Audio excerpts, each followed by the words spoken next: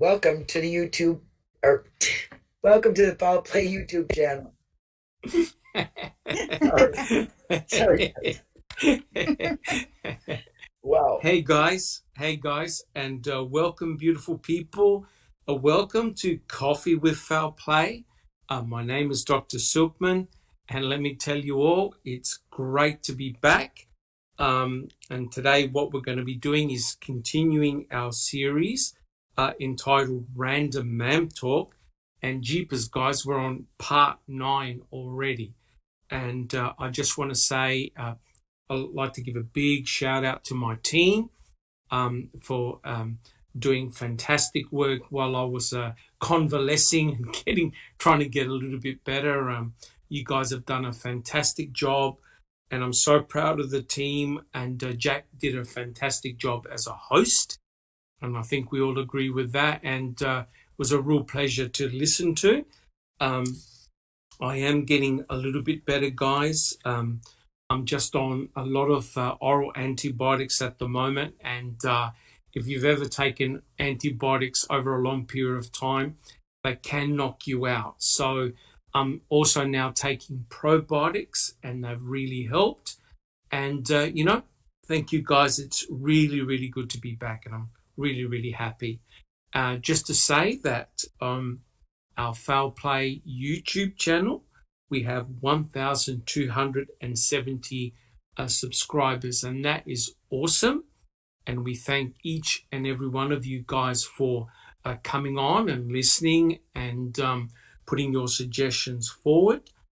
If you like what we do, please subscribe and hit the like button if you like what we do. If you don't, that's fine. Let us know, and we'll always try and improve, do our very best. We're not perfect, but we try our very best, and we try to answer your questions as quickly and as efficiently as possible. And the other amazing thing, guys, our YouTube videos have collected over 400,000 views, and that's fantastic. Especially in the Making a Murderer community. And we thank you all very much. As you can see on our channel, we have a variety of different projects that we do. I know that Foul Play has spent a lot of time, energy, and effort reading the trial testimonies, and we've all contributed in a little way. Some of us have done some major readings, and it's just been awesome. And even though those trial readings go for a few hours, if you do have a little bit of time or you want to listen to it while doing something else, I really urge you to. You get a very different perspective of the case, especially if you play a specific character. And very, very interesting. I've learned so much. I'm still learning. Well, look, guys, on today, I'm joined by my panelists.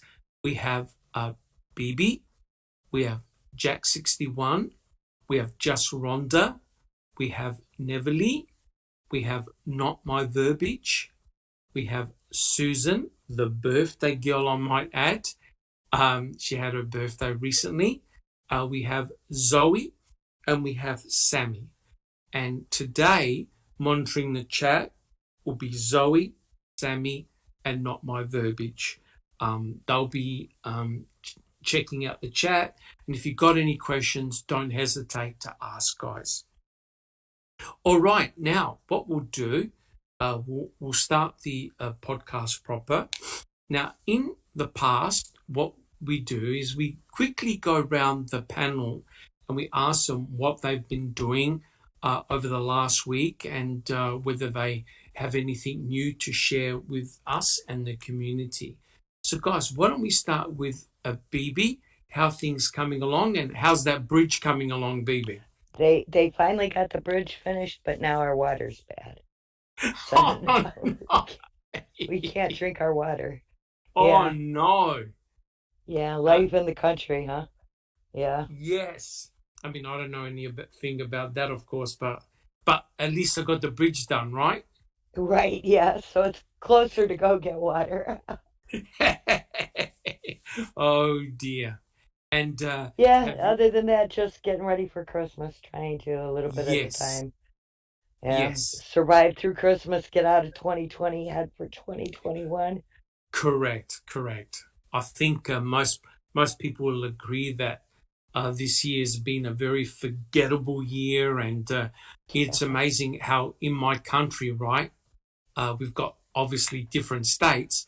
One day the borders are open and everything is good, and then all of a sudden there's a spike in cases, and then they shut down the borders again. So, yeah, it's a very fluid and very dynamic situation all around the Well, at least world. the But toilet paper's holding up, right?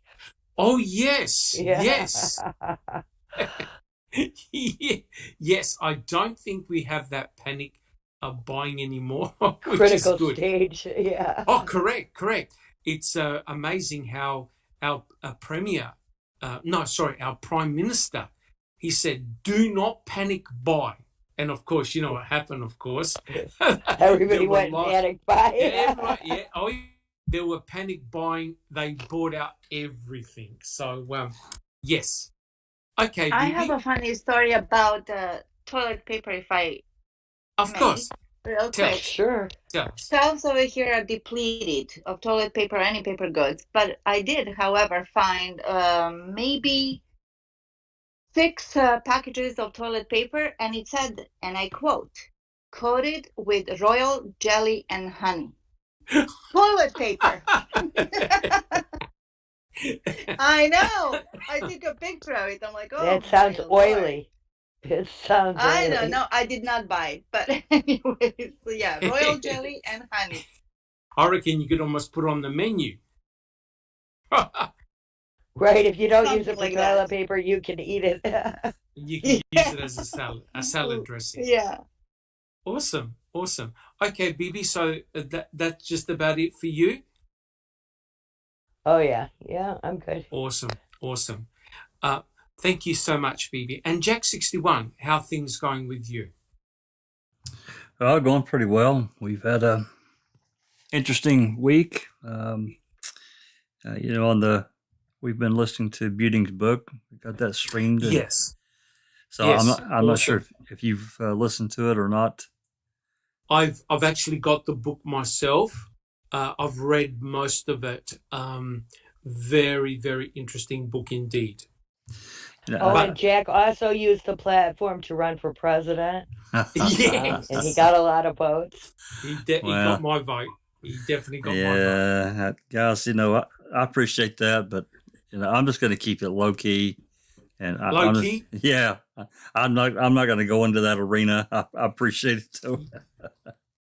Yeah. But, So Jack61, you're more interested in solving murders and crimes. well, allegedly, according to my family folklore, a distant cousin was president way back. But Wow. well, that's Awesome. I can't say that with 100% authenticity, but there But it are. sounds good though. It Well, sounds good. yeah, I mean, I did. I did do a lot of research in my family history several years back. Do you got a number for us? No. No. Well, not publicly. I'll tell you. I'll tell you guys. You tell us after. Yeah, that's an after show conversation. Controversial.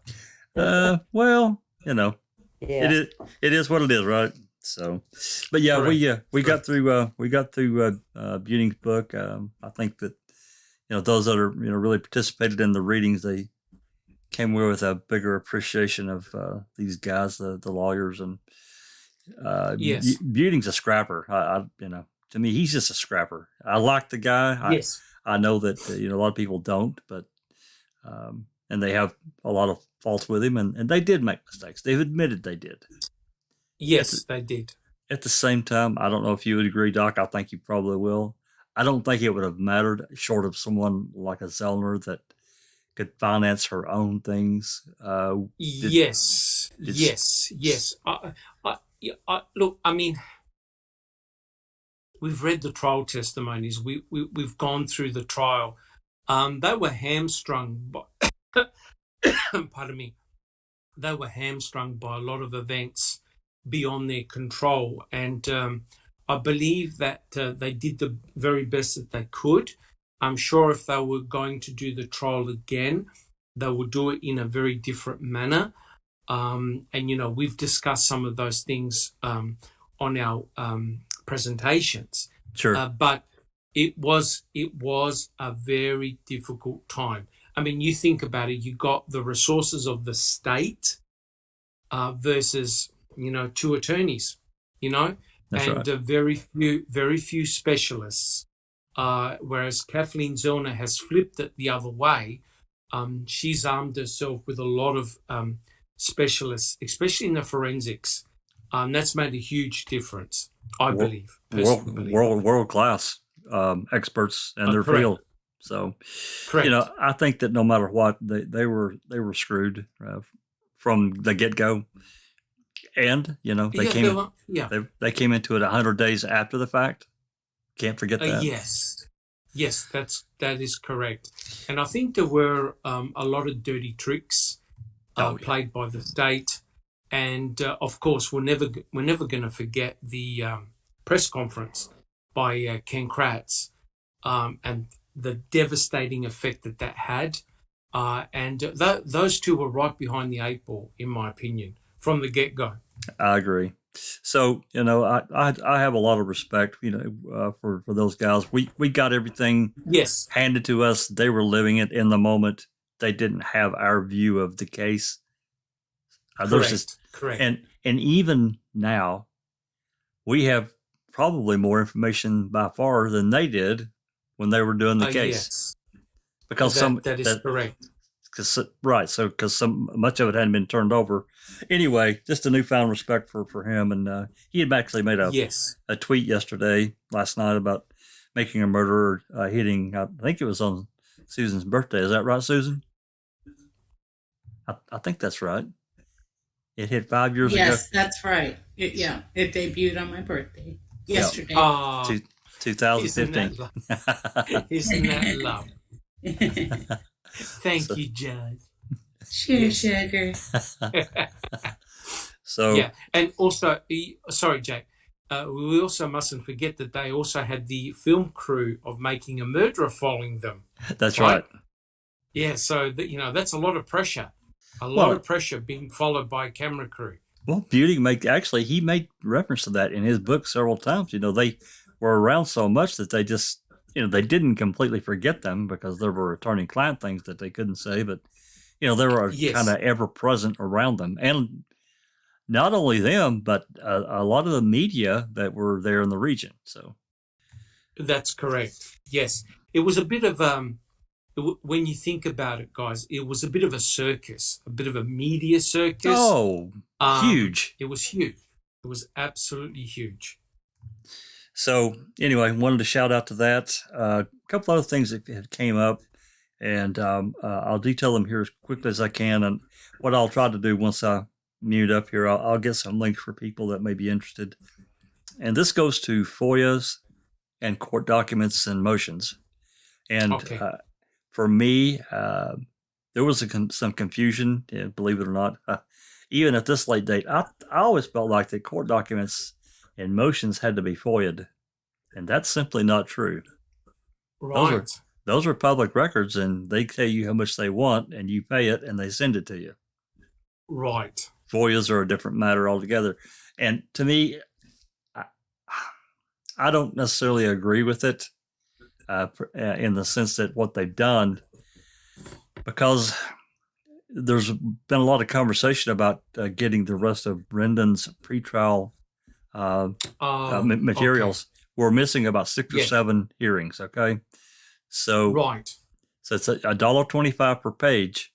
And we're thinking, well, that's, we're getting FOIAs for 10 or 15 cents a page. And we're like, what's going on? So I dove into it, and we actually at Mystic Jinx. Hey, Jinxie, I don't know if you're out there or not, but she actually got a DM. We made a tweet. I made a tweet on a few days ago, and Jinx actually added to my tweet, and this person actually replied, DM'd Jinx with his name and phone number. His name is Bill. I can't remember his last name, but he's with an organization. He's a Right. reporter, but he's with an organization that deals with FOIAs and that kind of thing.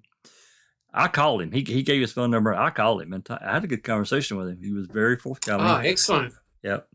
So basically, he's the one that really steered me to this. He said it's legislated how much they charge per page, and they don't have they don't have a choice. Right. So any county in the state of Wisconsin gets $1.25 per page, which That's a lot. it's outrageous to me. It's outrageous. Yes, sure is. Sure is. So there's a legislation. I'll get the statute numbers, 841 point something. Anyway, I'll get it and I'll get it linked for anyone that's interested in reading it. But that was interesting to find out the differences there. So went through that, and that was a few days. So that's another thing that happened this past week. And then Awesome. I guess the last thing for me is to thank everyone. I've had a lot of kind comments, for hosting for a couple of times when you were out and couldn't do it. I was glad to do it. I was a greenhorn. I'm still a greenhorn. But we're talking about the case, and I'm very passionate about it. I put a lot of time into it. Of course. I put a lot of time into it and a lot of effort, and I'm glad to help out anytime in any way I can. You know that, Doc. So yes, I do, and I certainly appreciate it. Our panel does, and all our listeners do, and I think that demonstrates the strength of our play. Absolutely, in that we have a team approach. So if someone is not feeling well, or someone has got something to do a particular time, someone else can go to the batter's plate and step in. And I think that truly is a testimony to our strength. And fantastic, Jack, and much appreciated by everyone. You bet. Much appreciated. Anyway, that's pretty much in my weekend review. Awesome. Seems like you have been extremely busy. For sure. Yeah, been a little busy, but I was curious, and it really bothered me. It's been bothering me. So, anyway, moving forward, I'm going to try to get a list, find out how much the rest of the Brendan's hearings are going to cost. I don't think it's going to be that much, so hopefully we can get that taken care of. And no, that'll be awesome. The more we learn about the cases, the better, in my opinion. Right. Well, we're going to be doing and it's longer for Zoe. Zoe really enjoys editing and putting them together like a puzzle. So it's more for her to do then. Well, it'll keep her busy longer. Yeah. Right. Well, it's we're going to be doing the recordings for the pretrial and then Brendan's trial and then post-trial stuff. So that's coming. But I think we should have everything that we can get our hands on to do it right. Yes. I think so. Okay. Yeah. We'll look back, in a few years' time and be really proud of that achievement. Absolutely. It's a huge amount of work, and I tip my hat off to you guys, especially the ones that have got huge readings, and also to Zoe that puts it all together and makes the show happen. And that's phenomenal amount of work. There's no way I could do it. I would still be editing episode 2 if it was up to me. I could do it, but my God, yes, she's like a magician. It's just I've watched her do it. And you see it in the fast forward on the blooper reels of the editing process, where she's got it speeded up. You see just how much zooming across there and clicking and that's she right. was doing. Yeah. It was just a fast forward. Quite amazing. She's really good at it. So anyway, thanks everyone. Thank you, Doc. And I'm going to mute up now. No, pleasure. Okay. Thank you, Jack61. Just Rhonda, how things been going with yourself? Going well. Thank you. Welcome back, Doctor. It's thank you nice so to much. have you back. Yeah. It's good to be back. Oh, yeah. It's good to hear your voice. Thank you.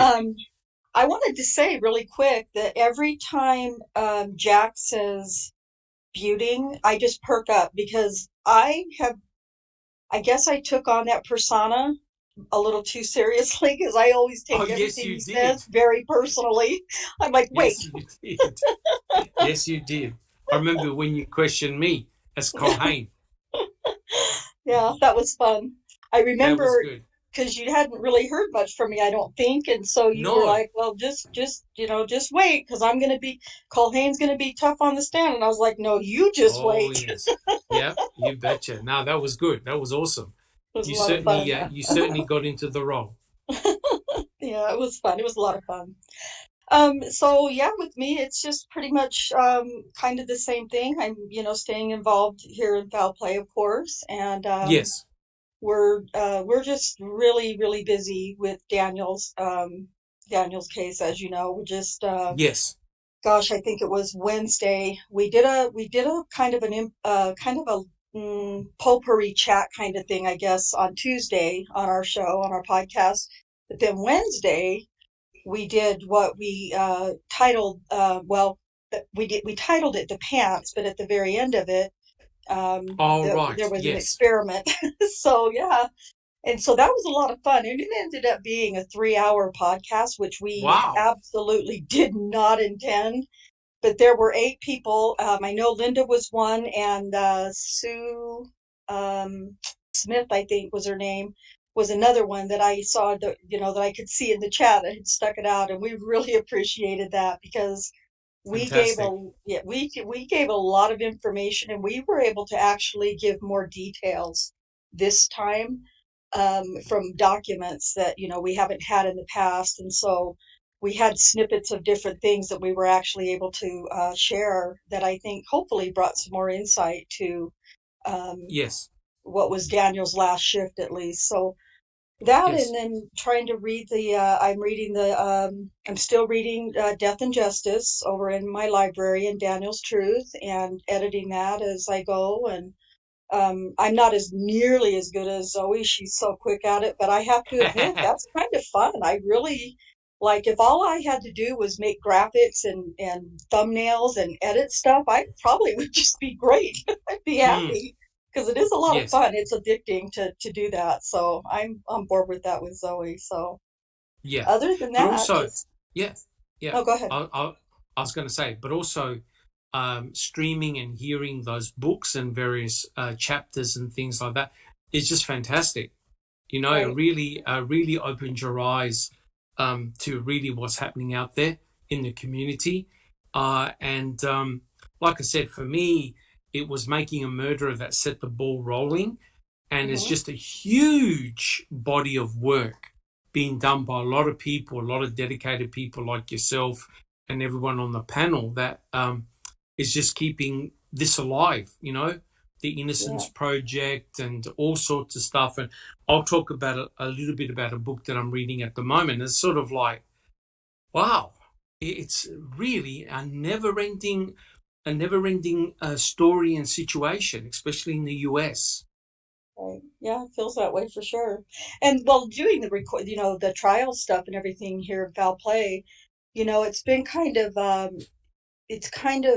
taking up some space that we're kind of have this dead air space around us that because nothing's really Yes, changing or happening in the case. So that has been, uh, I think, for a lot of us, really helpful in filling up some I of this think dead so. air. So I yeah, think so. Yeah. it's been fun. Be, Therapeutic.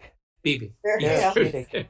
yeah. Yes. I get to pretend like I'm this badass attorney. I love it. Yes. Yes. Well, I certainly felt that. I certainly felt the heat when you were questioning me, Jess Rhonda. Yeah, you were Good. very, very, very passionate. Awesome. Good. Well, look, thank you so much, and I'm You bet. sure the community thanks you a lot with Yeah. your excellent work that you're doing with Daniel and keeping his case alive. And like I said, I just find his case very, very sad indeed. You Yeah, know? we do too. We do Yeah. too.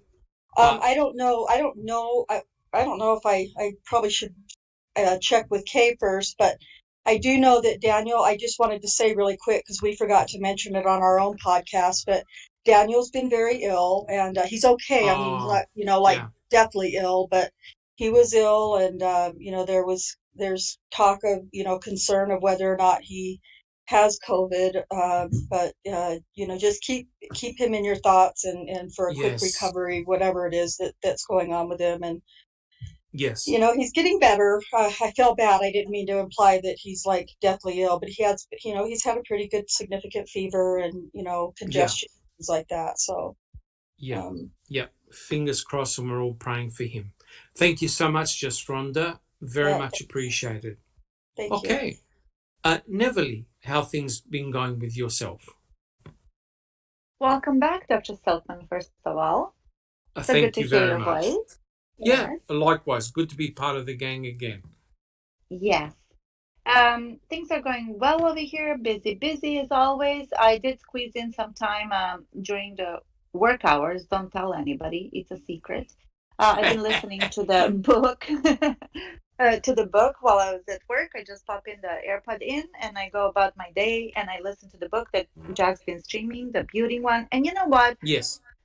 They were just doomed from the beginning. The late start, the money issue, and frankly, I don't want to sound too harsh, but Yes. you basically had to have equally as bastardly personality as Kratz in order to, because he really did a Yes. dirty deed. Oh, From yes, the he did. beginning. So, Yes, he did. and Beauty, to me, he seems like a very nice guy. Very nice. And, sometimes I agree with nice that. guys finish last. So, there you Yes. go. But I And also, I've been. Yeah. Go ahead. Yeah, I was going to say that I also found Dean Strang in particular to be very more timid, more of a reserved approach. I think Jerome Buting, he let it rip when he had to. But yeah, I think in terms of comparison to Kratz or someone like Fallon, they were in a different league. They really were. Yes. And, who were they up against? Not only the district attorney, but they were, the cops that were implicated in all of this. So it was just a hot mess. Correct. Which unfortunately, Correct. But Yeah. I just want to say that Jerome Buting's book is 1,000 times better than Ken Kratz's book. It's actually eloquently written, really well expressed. It's easy to follow. Correct. And wasn't aggressive. No. Yeah. And information rich as well, which was awesome. It's good to get an insight, into his thinking and into the cases. It was really good.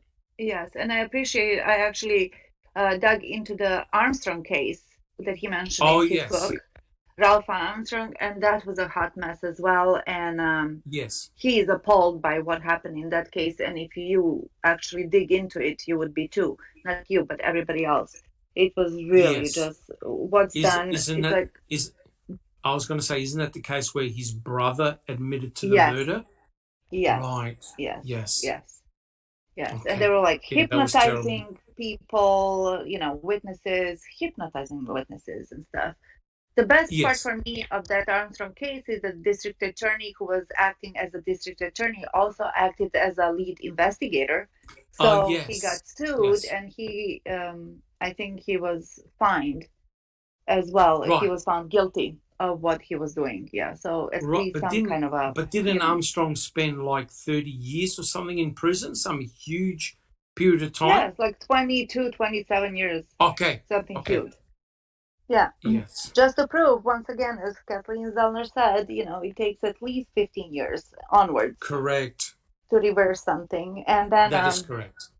As Jerry Buting said in his book, in another case where somebody got out, it was actually Ralph Armstrong, who, when he got out, he wanted to start his life over again, and he was at the age where normal people retire, and he was just starting his life. That was really like a cold shower, a slap in the face, when you're like, wow, they took your life away for nothing. Yeah, very sad. And then you meant to somehow start it all over again. And I still remember when Stephen Avery got released. when he was exonerated. It was basically out the door you go, and that's it. You look after yourself. There was Yes. no sort of like an Counseling and apology, support. No, correct, yeah. or counseling. That's correct. Counseling, a reintegration back into society. It was very tough. Bibi, do you have a comment? Yeah, he was in a ice fishing shack until Shanty. until that Mark Ice Gundrum shanty. took up that fund and got him a little bit of money that he bought his truck with, I believe. Correct. That's correct. Yes. Yeah. He basically tried to reproduce the prison cell that he was in for 18 years, right? And so he lived I think it was very like small. 2 feet bigger. I think it was 2 feet bigger. Yeah. Yes. Yeah. Yes. Yeah, that would have been very, very bad. How Anything could you else, not? Nevi? I mean, you come out of a bad relationship and you have traumas usually. Imagine being in prison for 18 years for something you didn't do. What kind of trauma you're gonna Yes. have? It's Yeah, just, it's it's very amazing bad. that he's as good-spirited as he is right now. So more power to him, Yes. if you ask me. Yeah. And you kind of Yes. become emotionally stifled at the age whatever age you were put in. Yes, Yeah. that's a rapid development. Yeah. Yes, Yeah. because I think there was an interview of Stephen Avery when he was just released in 2003, and he looked like he's just been put through the ringer. He looked terrible, and he was commenting about the fact that the world had changed so much. You know, like he had Yes. missed out on so much. He just couldn't believe the things that could be done now, that could be purchased and Absolutely. 2 brought. decades of technology improvement and advancement, let alone 18 years. That's pretty much all his little children when he was arrested. Correct. They all grew up. That's correct. Yeah. Yeah. It certainly Tragedy. certainly is a life-changing event. That is for sure. Okay, Yeah. Neverly. Okay. Thank you so much for that. Thank you. Sure. No worries. Not my verbiage. How are things coming along? Oh, same old thing, plugging along, trying to get people to get on Brendan's channel and join in the Discord, which is going pretty well, I think. Awesome. Yeah, we're just trying to keep Brendan's name out there, and especially around Christmas time, and I mean, putting something out there that hey, pay attention to Brendan, send him a card, guys. Same with Daniel, Yes. same with anybody Yes. that the holidays are very hard. And you had a great guest last night. So. Yeah. I was just gonna say, and we've been lately. I think we've had like the last 3 shows have been very nice. We've had Michelle Vernon, who read Under the Hood. We've had Tracy Keogh, which was marvelous having her. She's always has a lot of information. And then last night we had Pete Dassey.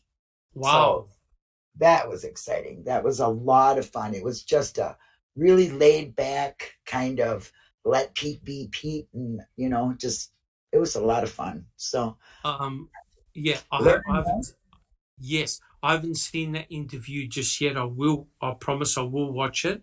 I saw the interview that Paul Capaldi did with him.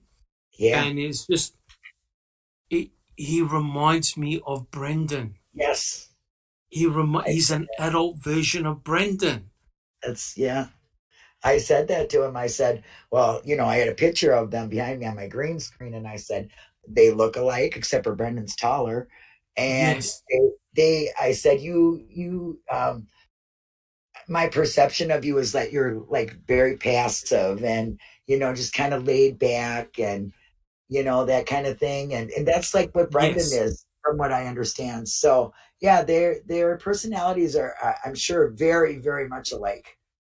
Yes, and I remember in the interview that Paul did with him, he was just basically saying, the terrible situation that his son found himself in, that his son wasn't clever enough to combat what the investigators were doing to him, and to me, listening to that interview was just heartbreaking. I don't know how. I haven't seen the interview you did with him, but I'm sure what this does is it puts a reality to it. You know what I mean? This is Oh yeah, someone's son that we're yeah, talking about here, and you have a very distressed father. And he said with Paul Capaldi, he said, I should have been there. I yeah, should have been there. And it yeah. breaks your heart, you know what I mean? As Right. in, he should have been next to his son with the Yeah. investigators. And, he dropped a couple of subtle hints that he wasn't too happy, Right. with how it turned And out. we tried to keep it very, very light.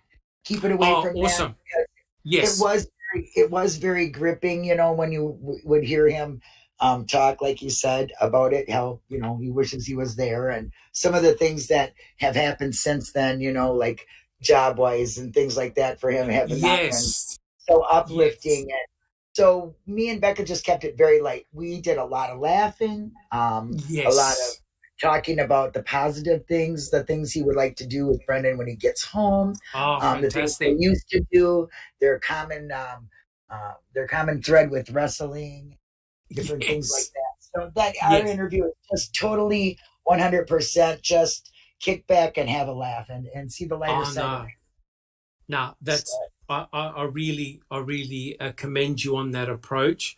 I'm sort of like more hard nosed and more hard edged. I would like yeah, to know all the nitty gritty. What about this? But then, when you yeah, think about it, it's not the right venue to do it. That poor right, guy, he suffered enough, yeah. and I'm sure he doesn't want to open up old wounds. That He that's just how we wants feel to. about it. Yes, you could tell. You could tell. He carries a lot of scars. You could tell that, can't you? My Wi-Fi was going out a little bit here and there. Can you hear me? Yes, yes, I can. Okay. So yeah, we just that's our whole goal here really is to look at the lighter side, the life side, kind of the Awesome. growth of Brendan, what goes on in his family now, because they've all suffered a whole lot and they are people and this is a family and they went through a lot and I think they get looked at in so many different ways other than just Correct. the who they are kind of thing. And that's always been me. I'm always wanting to know what makes that supporter be that supporter. So that kind of Yes. leads into the Brendan Talks channel too. Awesome. Awesome. And like I said before, and I'm sure everyone on the panel and people listening to us really want to thank you for your hard work that you're doing, especially with Brendan. I know personally, I find talking about Brendan just so heartbreaking. It's so crazy. It really is so crazy that Right. Brendan should not be there. Even Yeah. hard-edged guilters will admit this kid's done nothing. He shouldn't be there, right? And Right. that's saying something. That is saying Yeah, something. it is. Do you want to Well, make a comment? I'm sorry. I was going to say, do you want to make a comment about the billboards? Have you heard about those? Yeah, there's 6 of them. Wow. And there's going to be more from what Tracy says. They're working on more. Tracy Keel, her and Mark Hodnott, I guess, are really the start of it. And then supporters have been making all the rest happen. So it is Yes. 100% supporters. And thank you, all of you who are having anything to do with that or anything you do. I mean, just hashtagging Brendan's name and keeping it out there is just wonderful news for us. We really appreciate it, and I know Brendan does. And I got to give Becca Nash a thank you, and she's my right hand gal, and I couldn't do it without her. So, Fantastic. yeah, that's Fantastic. it. Fantastic. Thank you so much. Not my verbiage. Much appreciate. Yes, I remember listening to a podcast the other week with Paul Capaldi, and Millbilly said that he actually went to the billboard and photographed it. Yeah. So it was pretty close to where he lives, and fantastic to keep that name in headlights, so to speak, and it truly is a stain for Wisconsin. They got to do something about it. They can't let it drag on. I agree. Yeah. Well, Tracy would like to remind everybody that they're trying to make Wisconsin remember that he was a boy, and Yes. that it happened to a boy. So that's the new campaign to show pictures of Brendan when he was first out there. remind Wisconsin that he was a boy when this Correct. happened. Correct. So yeah, that's just a little shout out for Tracy. Correct. And the only other comment I want to make is that I've done quite a lot of reading and seen a lot of documentaries. The sad thing is, Brendan Dassey's case is not unique. It's happened to so many, especially males of that very young age. They've confessed to crimes that they've never committed, and they've spent a long time in prison. You know, the system is broken, guys. The system is broken. Oh, totally. It is. And you see it in trial 4. You see it in, God. You know, that the trial 4 is really if you guys have not seen it, you will see so much in the Avery case that's in that, or in any wrongful start with them, the major things that are going on there. So Correct. very eye opening. It's the same mistakes being made over and over again. You know, the lesson hasn't been learned. All right, thank you. Thank you so much. Not my verbiage. Jack 61, did you want to say something? Well, you were talking about these various cases, but I think it was last week I watched. I think I even mentioned it on the podcast. I watched the Slender Man thing that happened in Wisconsin. Okay. Have you watched that? Not the Slender Man. I've heard about it. What? Can you sum it up for us, Jack? Well, basically, the Slender Man phenomenon really was created. It was intentionally created to create a myth, and basically, it caught fire. And these various people from around the world, they were really on the Slender Man thing. Well, these 2 young girls, basically, it was actually one, and unbeknownst to most people, she was mentally disturbed. Her father has got this psychosis thing that he's fought all of his life, but he's medicated. He knows and he lives with it. He doesn't like the medication, but he takes it and he can live his life.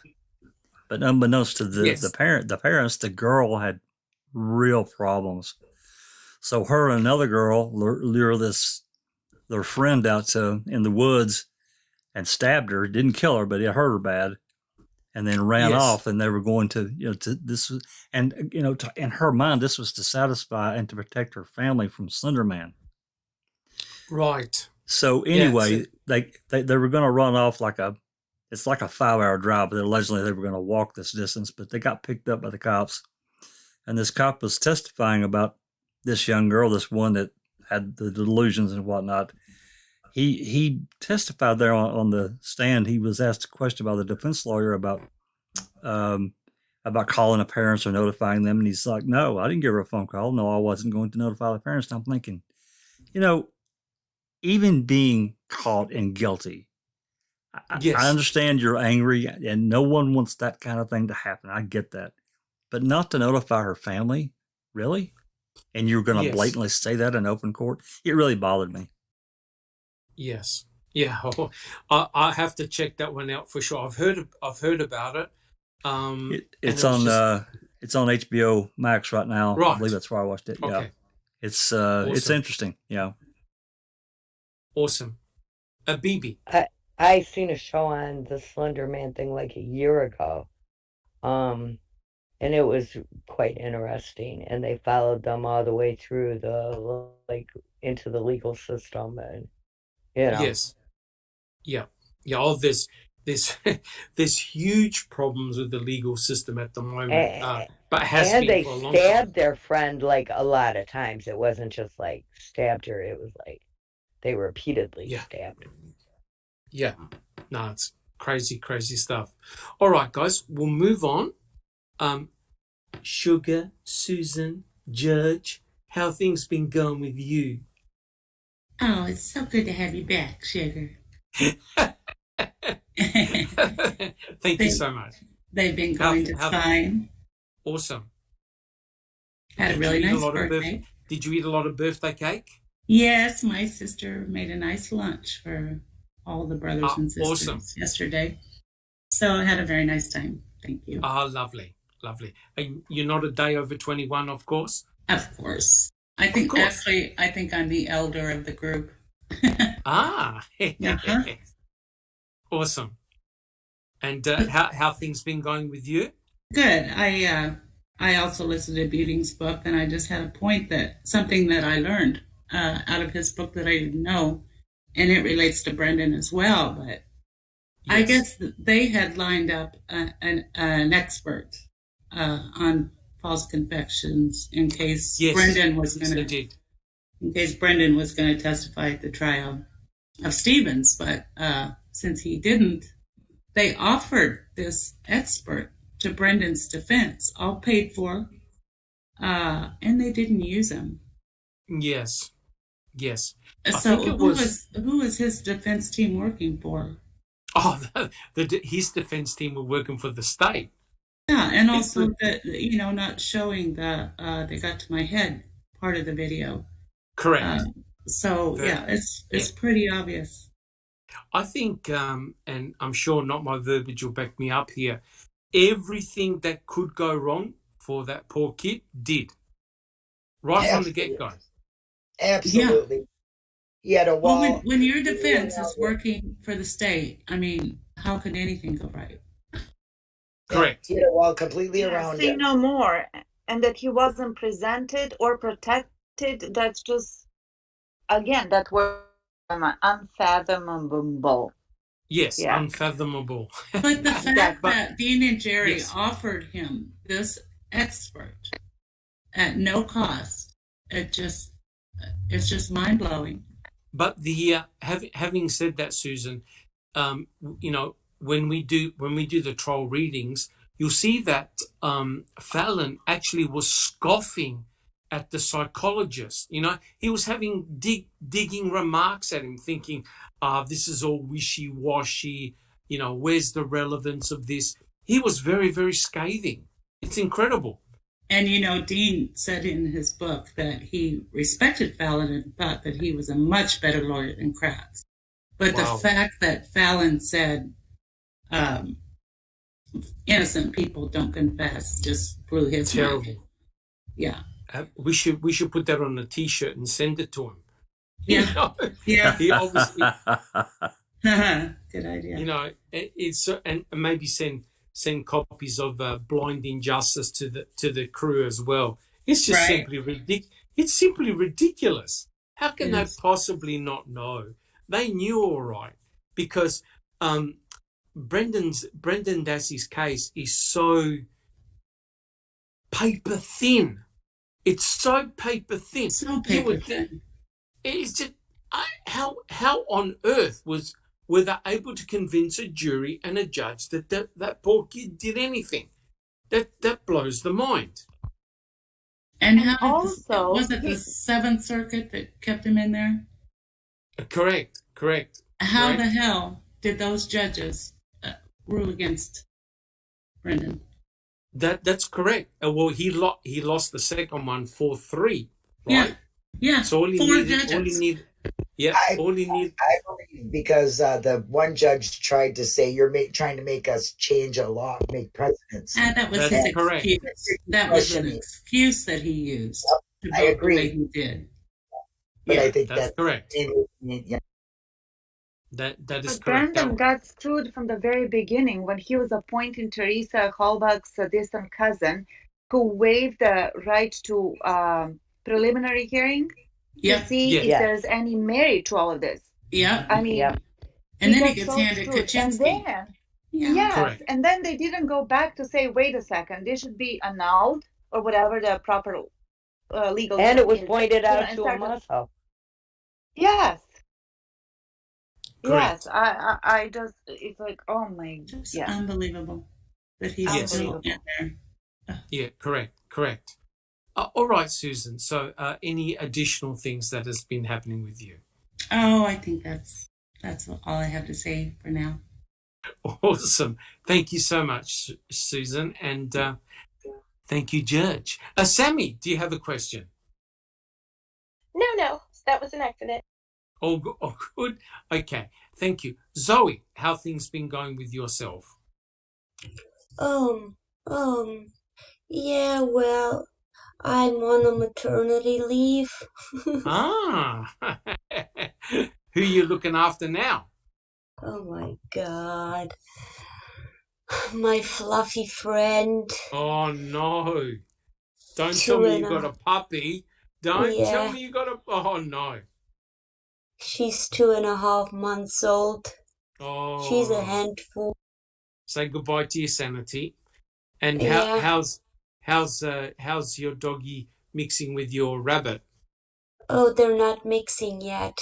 They're just Oh, um sniffing on each other when I'm around. ah, So yeah. okay. So neither of them view each other as lunch at the moment.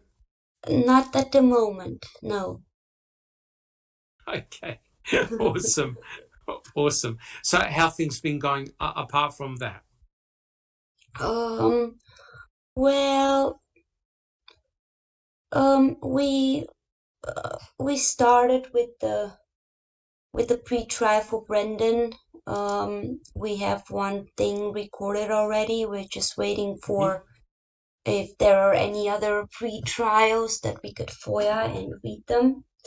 So yeah, we will do more on Brendan. Yes, Um, so yeah, that's the plan for now. right. Awesome, awesome. Now, and again, thank you very much, Zoe, for putting all this together. That's a huge amount of work, and the community thanks you so much, Zoe. Much Oh, appreciated. it's been fun. Well, it is fun. So it's Yes. no thank you needed actually. I love doing what I do, so No. it's fun. Thank you, Zoe. We all appreciate it. Team effort. Thank you. Awesome. Thank you. All right, Sammy. Do you have any how things been going along with you? Oh, everything's going good, and we're celebrating a 4-year-old's birthday today. Oh, So lovely. we're having lots of fun. And then I couldn't agree with you more. Beauting's book is like 1,000 times better than Crack's for sure. Yes. And as far as, to Brendan's dad and anyone else out there, it's never, ever, ever too late to be somebody's rock. You know, everybody needs somebody. And Correct. I Correct. can understand the regret and the heartache he must have to some degree, but just remember you're still able, you're breathing, you're walking, you're able bodied. It's never too late. Be somebody's rock. And I mean that for everyone out there, Yes. you know. Yeah. But Amazing. I'm looking Amazing. forward to, like BB said, escorting this 2020 out and starting anew with a 21. I'm excited for that, Correct. and I want to wish Yes. everyone a happy holiday. Yes, and a Merry Christmas to everyone. I know Yes. 2020 has just been a forgettable year, unfortunately. Well, I don't know about that, but I would love to. Yes. Yes. Awesome. Well, look, thank you so much, Sammy. There is a question that I spotted in chat. Let me quickly read it before it goes off the screen. And this is by Joris. And the question is, Dr. Silkman, is DNA methylation analysis a good way to determine the age of DNA in blood? Yeah, see, what happens is that when DNA replicates, there are special enzymes that add a methyl group. Don't worry about all the details. And so what happens is in time, when DNA replicates, one strand, the old strand of DNA has got a methyl group on it. The brand new strand that's just been replicated doesn't have a methyl group, and in time eventually becomes methylated. DNA methylation analysis is very tricky to do. And the thing is that you got to realize that red blood cells don't have DNA, right? Mature red blood cells do not have a nucleus. So you can't actually do any methylation studies in the blood. And I know that Kathleen Zellner was looking at doing methylation gene analysis to determine the age of the blood and things like that. Her experts basically said, look, don't worry about it. You're not gonna yield any much information from it. So she abandoned it. So yes, methylation studies can be used to determine the age per se of DNA molecules, but it's a very difficult thing to do. So it is another form of analysis. Thank you so much, Jeriz. All right, guys. Bibi. So basically, you're saying that Sherry Cohen could never do that test. No, doing DNA methylation analysis. I was in a laboratory when I was doing a postdoc in which people were doing methylation studies because methylation is very important in gene expression. It affects gene expression. You have to be a specialist in it, right? It's not a 5-minute job. It's very, very complex. But that was a very good question by Jeriz. Yeah. Now, just myself, if I just have a couple of minutes, just to say what I've been doing since I've had a few weeks off. I've been watching a lot of Netflix and reading books and looking at documentaries, looking at the good work done by a lot of our members here on YouTube. And so I've kept myself fairly busy. Some of the shows that I've seen on Netflix are just mind-blowing. I recently saw The Ripper. This is about the Yorkshire murders that occurred in the late 70s and early 80s. That's a new one, isn't it, Doc? Yes, it's a brand new one. And this was about the so-called prostitute killer, whereby the person, the animal, I will describe, Peter William Sutcliffe, he mercilessly murdered 13 women and he attempted murder on 7 others. And what was amazing was all the mistakes that the police made in the investigation of the Yorkshire murders. It was sort of like a Jack the Ripper type of copycat crime that occurred in the late 70s. And essentially, he would sneak up behind these women late at night and bludgeon them to death with a hammer and then cut them up using knives. And one unfortunate victim was actually disemboweled using a hacksaw blade. And I'm thinking to myself, oh my God, that's almost what happened to Teresa Orbach, right? Likely hit by a blunt instrument and hacked to pieces. It's just shocking. Neverly, do you have a comment? Yeah, I was gonna say yes. I just finished watching that, and it was unbelievable how many years it took him to pin the guy, and it was basically on a totally irrelevant Correct. way that they got him. They got him for hanging out with a girl alone in the car. They checked the plates, and it turned out that it wasn't for that car registered to that car. Correct. They got him in, Correct. and the policeman who was talking to him, he saw in the background his sketch that one of the women who survived actually assisted in making, and they recognized him like that. Oh my Lord! Correct. Yeah. But the tunnel vision of the police. Yes, I was going to say. That they made, that was yes.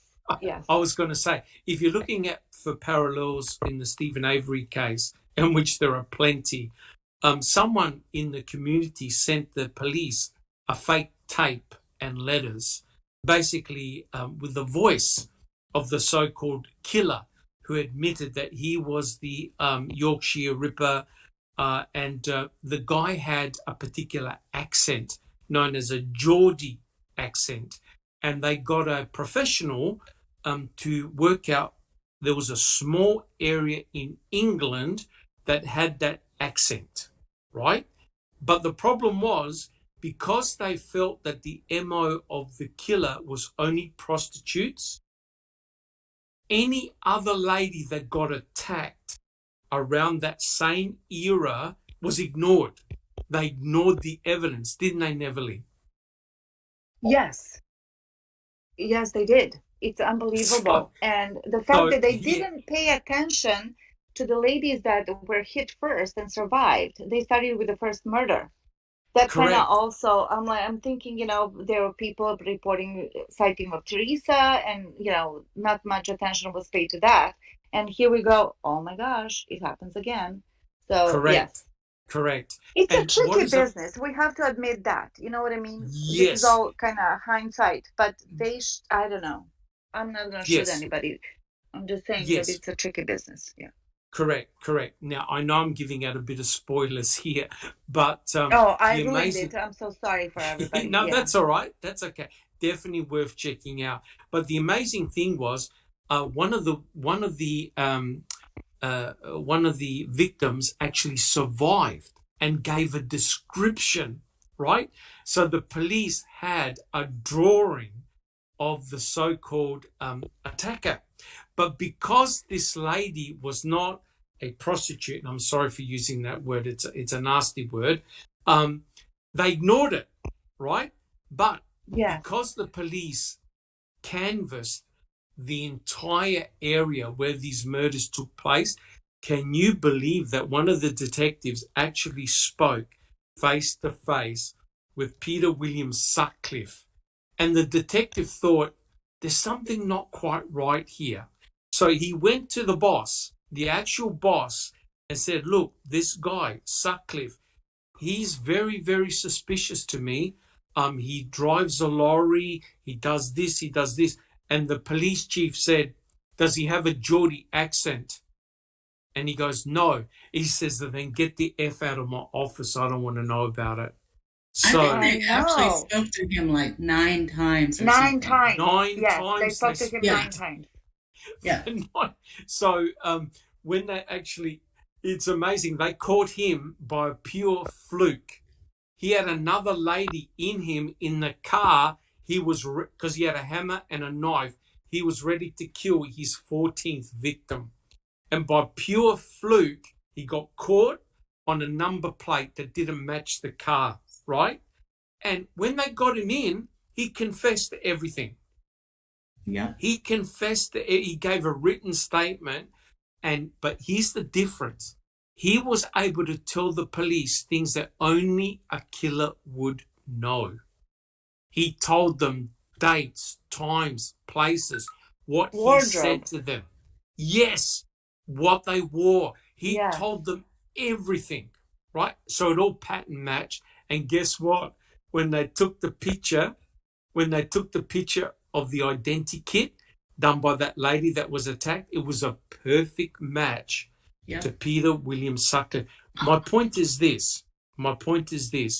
If an investigating team has investigator bias, the obvious suspects, they can walk right by you and you miss them. Or they're just that's what happened. Idiots. That's what happened in the Stephen Avery case. It's tunnel vision. Yes. Mm-hmm. Tunnel vision, exactly. And utter tunnel vision. Investigator bias. In Stephen's case, it was targeting, if you ask me, with some tunnel vision as well. But this case was definitely tunnel vision because they rejected everybody that did not have that Geordie accent. And they were focusing on a different area. I mean, they talked to him 9 times. And those investigators over the time, they develop, an instinct. We're all, human beings. We're very intuitive, some more, some less. And if something's bugging you, well, like this detective said, he went to his superior, and the guy said, like, nope, get out. Get out. He told him to get out. And so this is what happens when you have a tunnel vision and investigative bias. You say that you look at a lot of suspects, but in reality, you don't. Susan, do you have a quick comment? No, I already made it. Oh, awesome. Yes, and the other thing that I've been doing, I also watched on Netflix, Don't F with Cats, with Luca, I forgot his surname, Luca somebody. That was horrific. Don't F with Cats. And again, the amazing thing, guys, that was internet sleuths that solved it. People like us, keyboard warriors, I that still haven't actually watched it. solved that case. You haven't watched it? Not yet. It's very Oh, worth God. watching. Yeah. That is just Prepare to be cussing left and right. yes, It's disgusting. yes. That's definitely Done with Cats is just, oh my God, what he did. Luke I forgot his Magnotta. Magnotta. Something like that. Yeah. Okay, it was just, you're just going to be blown away. The other thing that I recently watched was Who Killed Malcolm X, and I've seen that. That is unbelievable for the purpose of incredible police and FBI corruption, just pure corruption, right? And it's like the police knew Malcolm X was going to get hit. The FBI knew that Malcolm X was going to get hit. Malcolm X knew he was going to get hit. And did he get any protection? None.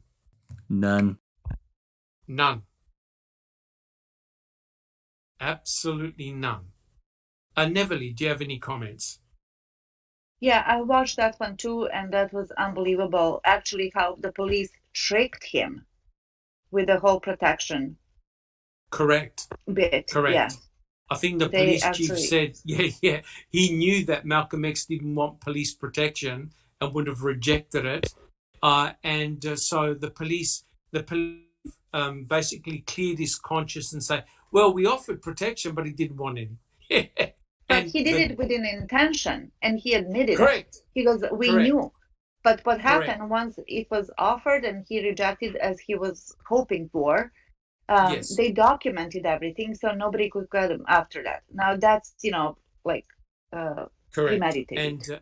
And the reason why this is also relevant to the Stephen Avery, Brendan Dassey cases is that the police arrested 2 people that weren't even there for the murder. There were actually 5 assassins. 5. Only one hit him. Only one hit Malcolm X, but the police grabbed 2 other guys and put them in prison, I think, for 22 plus years. They weren't even at the venue, right? Yeah. And the killer even admitted that they weren't there, and the killer actually said the names of the assassins, right? Yes. But nobody else went to prison. People didn't want to talk about it. I know. And then More television. They got their conviction and they're done. That's it. That is and correct, decades guys. after, when that investigator guy was talking to some other members of the Islamic Nation or Nation of Islam, and he said, well, somebody did it. 2 guys went to prison. They were Correct. guilty. Justice was served. Done deal. Correct. Don't want to talk about it. And I was like, what? Yes, that's Yeah. correct. And what is amazing, guys, was that this investigator who spent years digging through all the files, he worked it out. And he went to the community to talk to the guys that were actually there. And he said, listen, this guy here is the actual assassin. He's the actual, and no one cared. Oh, we don't want to open up old wounds. Somebody went to jail and that's it. We don't care. This was their own community and they did not want to know. They did not want to open that wound. And so you've got killers or, people that were involved in the assassination walking free, and people who went to prison who weren't even there and no one cared. Yes. Unbelievable. And in comparison to the Avery case, I think that the majority of people feel like that. Hey, we got killers. Correct. Life goes Correct. on. The sun will rise up again, and let's move That's on with correct. That's what concerns me a real lot. Jack 61, Do you have a comment? Yeah, talking about documentaries, you remember how to fix a drug scandal? Oh yes. So 2 of the assisting prosecutors and the AG, I guess there's been more movement. I think it was the first week you were out. I don't. You probably missed it. I think I may even posted something in the office, but they're under review right now about their actions. So Right. Because if you remember, these people basically just left their positions and took other government positions within the state. I'm like, when I saw that, I'm like, what? Yeah. How's that possible, knowing the depth of how far that AG went to cover that up? And she's like, oh, correct. The article actually said, she talked about, oh, well, I didn't know I was supposed to, read everything. Seriously? yes, correct. But also the amazing thing was, Jack 61, if I could just interrupt, was that they were trying to downplay the damage done by the lab techs. It only affected 2 cases. Absolutely. and this girl had been in therapy for years, and they hid correct. that intentionally. Correct. Yeah. So correct. That was interesting. She even admitted that she was hooked on drugs. Yeah. So as it turned out, they had to overturn 10,000 cases. They had to release everyone. Basically, yeah. But for them to have taken the steps they did, because they wanted to hush this up and keep it quiet. To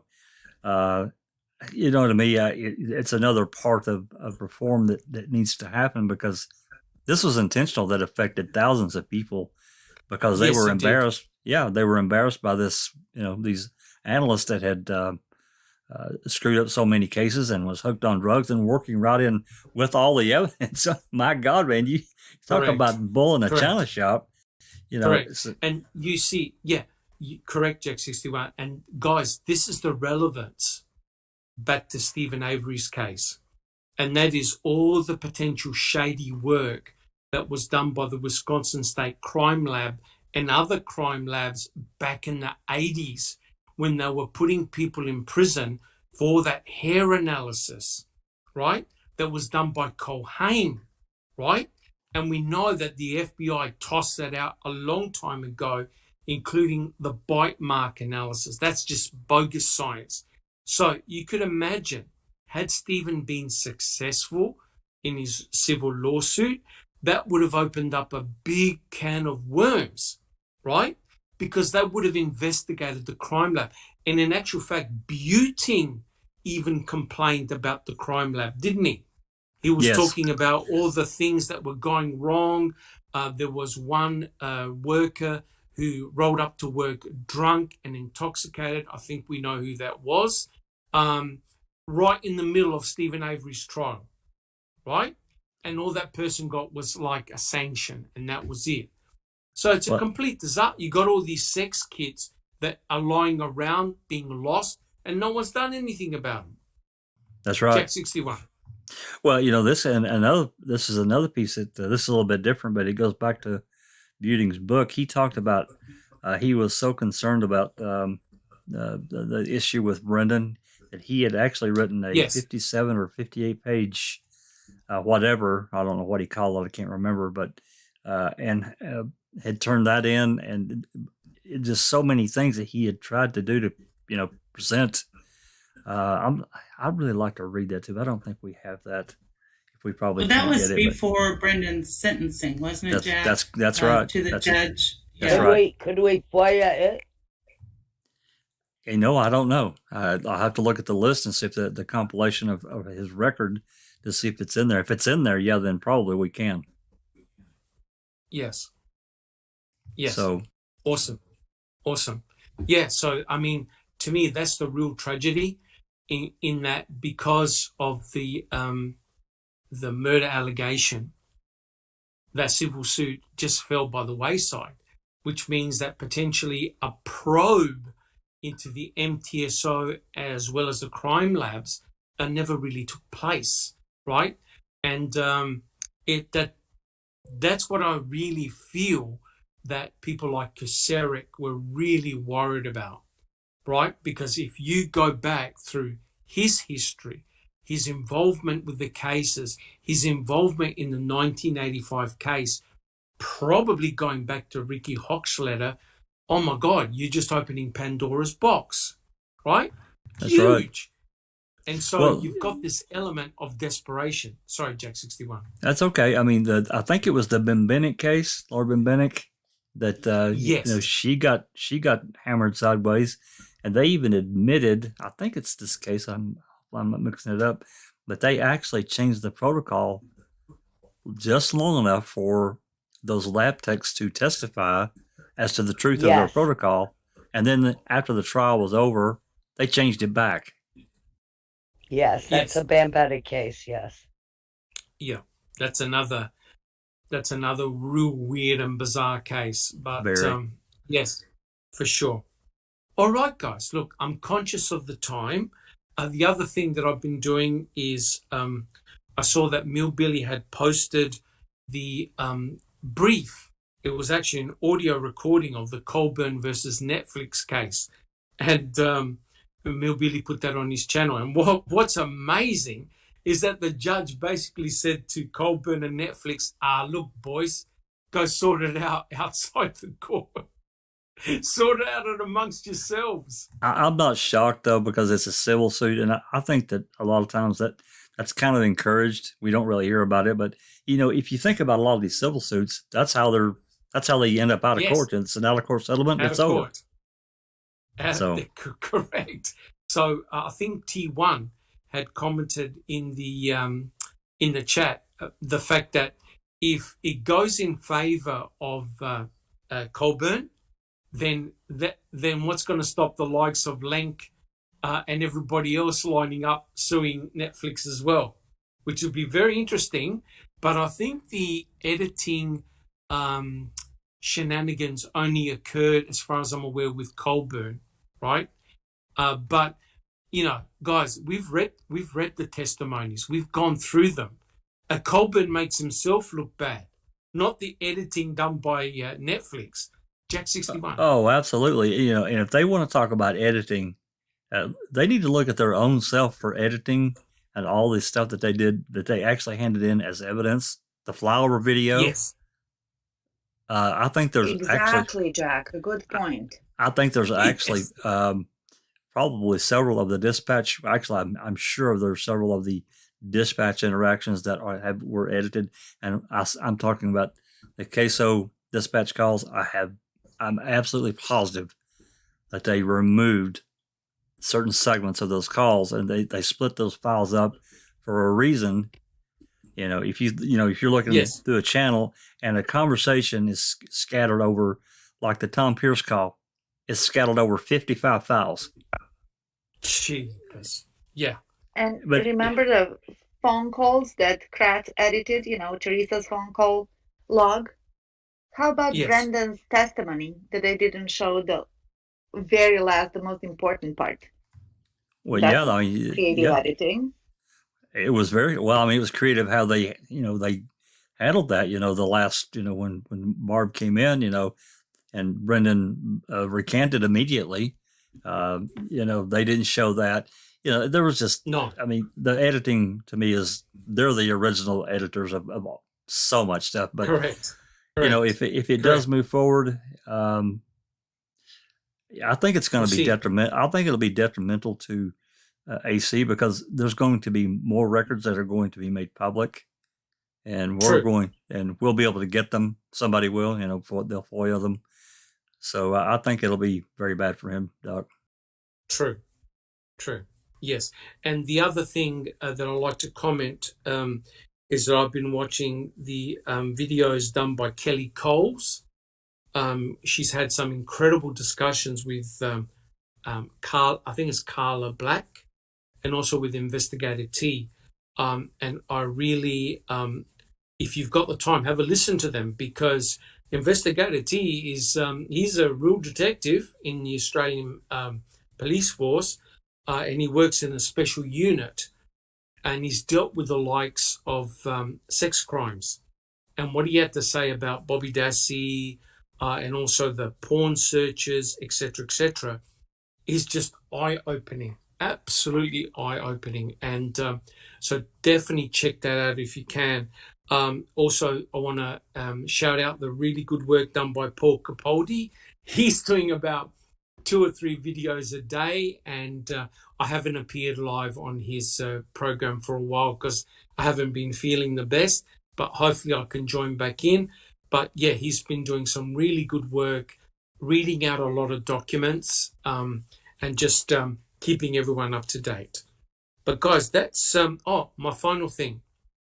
I'm reading a brand new book at the moment by James Duane. You Have the Right to Remain Innocent. I've just started that one, and I'll tell you what, again, that's hair-raising because all of the things that happened to Brendan could have been avoided if he had just followed a couple of simple steps. That poor kid got screwed left, right, upside down, everywhere, and it was just a tragedy what happened to him. Really is. All right, guys. There's one more question, Dr. Silkman. Yes. T1 is asking, can KZ bring additional emotions on the obvious editing of the investigation? Well, it depends on really what she wants. I suppose she can, but it really depends on what angle she's trying to approach. Personally, I think it's important that she focuses on the big things, the big ticket items, because by listening to a lot of court cases, reviews, the judges are going to be really super tough against Kathleen Zellner. But trust me, the bar that's going to be set for her will be phenomenally high. So, yes, she can look at potentially things like editing, but I think her big ticket items are going to be, Denny, but mainly on the forensic evidence, right? Trying to take apart the state's case on the forensic evidence where you can bring in an element of doubt. Jack 61. Well, that goes into, the pieces of evidence like the CD, Correct. The VLE CD, correct. But having said all of that, it's very, very interesting the approach that Investigator T and Kelly had on those calls. On the downloading of the pornography. But I still maintain that had that information been presented in court back in 2007, it would have had a devastating impact, especially on Bobby Dassey, right? Because it's all about perception. Jack 61. Yeah, if they could have presented that a rebuttal as a rebuttal from maybe some kind of computer forensic expert to explain and to show whatever, absolutely it would have destroyed that evidence, destroyed it, and the credibility. Correct. So then you that leads you, because if you remember there was a big blow up with right at the outset with Bobby's testimony about Michael Osmundson. Michael Lowe. Yeah. Mm-hmm. Correct. So, yeah, correct. And you compound that with the presentation of all that evidence, and the jury, their jaws would have dropped. They go, sure. Uh-oh, this is what happened to the victim. This is what this guy's downloading and watching. It's a pattern match. Now, I know that now we can sort of say, well, it's hard to pinpoint a particular search with Bobby Dassey, but we know that Bobby Dassey was downloading material when he was home. Right? There was nobody else there that we know of. So it really is more like the intent and the impact it would have on a jury. I reckon it would have been devastating for them, especially for Bobby.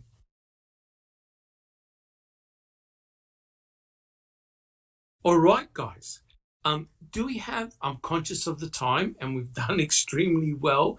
Do we have any final closing remarks? Jack 61. you're talking about taking antibiotics and long term. Back in 2006, I contracted pneumonia really bad. Oh boy! And I wouldn't wish that on anyone. But I literally had to take 3 different antibiotics. They kept ramping up the strength, and finally the last one killed it. But I was 7 or 8 weeks on antibiotics, and damn, that was awful. It was bad. But, when I I agree, Jack 61. When I went to, I had to be rushed to emergency. I had surgery. I was on antibiotics for 5 days, IV drips, and like every few hours, I had a new bag of antibiotics around the clock. They don't muck around. They don't muck around with bone infections. No, I imagine not. And when the surgeon comes in and does his investigation, if he sees a bone that's badly infected, they remove it. They remove. You could easily lose your foot. It's that quick, and you have to sign a waiver to say, while the surgeon is there, if he spots anything nefarious, see you later, mate. And, when I woke up out of my surgery, I counted my toes to make sure they were still all there. So yes, having a lot of antibiotics is certainly not fun. All right, guys, do we have any other final comments? All right, we're all up. Susan. I just want to say Merry Christmas to everybody. Lovely. Yes, a big Merry Christmas to everyone. Happy holidays. Thank you so much, guys, for coming on the show, listening to us. If you like what we do, please subscribe, leave your DNA on the like button, and put down comments. What do you want to see from this show, And we're very, very flexible in that regard. Jack 61. No, I'm just waiting for you to finish so we can wrap. All done. I'm all done. This has been a Foul Play production.